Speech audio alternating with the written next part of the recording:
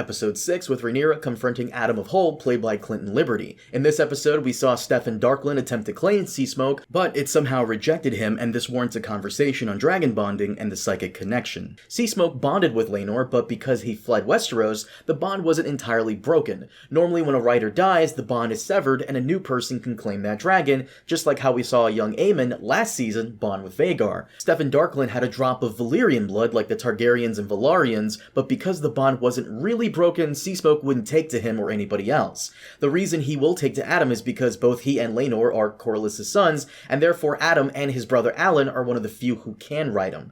Because, yeah, you can't have another writer, but you can have another writer. It's a whole thing. In the next scene, we get Alicent again in a state of depression, and it looks like she'll be taking a road trip somewhere with a lake. In the preview trailers, we assume that this was some kind of vision or dream sequence, and that's still possible, or it could be that she's given up on living. We'll just have to see. But I won't lie, she's been taking a lot of shots this season. And no, I didn't mean it like that. Get your mind out of the gutter. Next up, we get Oscar Tully returning to Harrenhal and to chastise Daemon about his mishandling of the Riverland situation. I gotta say, as always, the costumes this season have been on point, and it looks like they'll continue to be just that. We also get a return of Lady Mallister from episode 5, who was complaining that Daemon upset the balance of the region, and it seems like Oscar is here to mend things.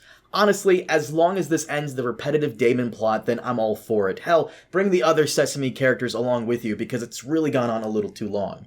After that, we get another mention of Prince Daeron, Aemon's little brother, who got quite the mention this season, and that he'll be marching soon with his dragon and the rest of the Hightower army. I'm pleasantly surprised how much Daeron is getting name-dropped lately, and I fully expect him to be a major character next season, and hopefully they can expand his role a bit more. I've said before that the Greens don't really have that many sympathetic characters, with Helaena now further sidelined unless they need to traumatize the poor girl some more, so it'll be a good change of pace to get him in there. And then we get some conflicting Jace moments here, telling us that if anyone can claim a dragon, then what are they? Which is funny because last episode he was all for having people claim dragons to fight under their banner, and now he's kind of against it. But as we can see here, people have started heading on over to Dragonstone to start their dragon taming, or as the books call it, the Red Sowing. Before we end the trailer, we get some quick shots of Mysaria continuing her campaign of subterfuge in King's Landing, Aemon riding out, possibly to meet with Criston Cole, who is advancing on Harrenhal, and Rhaena about to leave the Vale, and Vhagar, again, because every preview trailer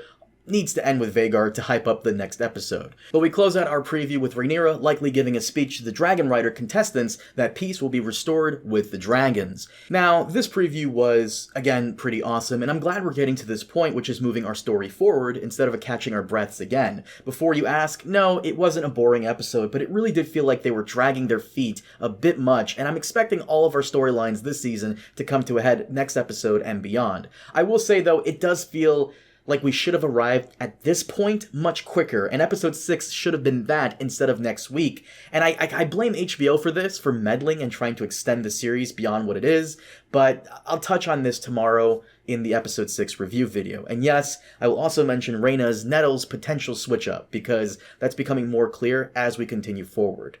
But guys, that is it for today. Thank you so much for watching. As always, please leave your thoughts down below on tonight's episode. I may include them in my episode review video, and be sure to leave a like and subscribe if you haven't already. It helps out a lot. Once again, thank you so much for watching, and I'll see you all next time.